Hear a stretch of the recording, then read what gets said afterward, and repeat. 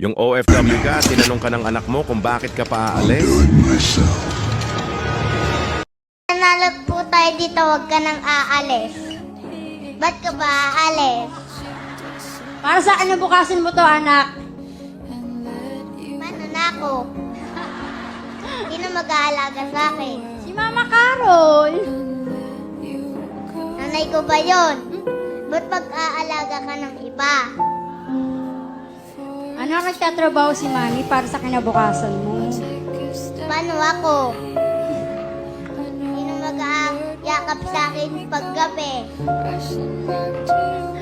Andiyan naman si Mama Carol, hindi ka niya pababayaan.